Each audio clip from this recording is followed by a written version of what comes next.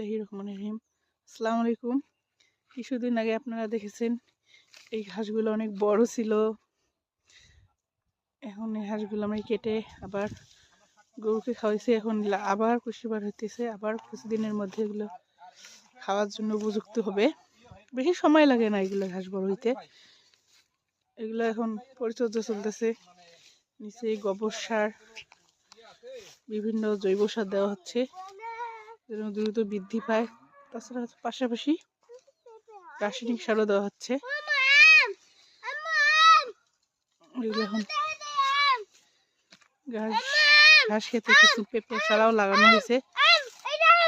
এগুলো পেঁপে বাবা। আর উমর বেবির দুষ্টুমি তো সবসময়।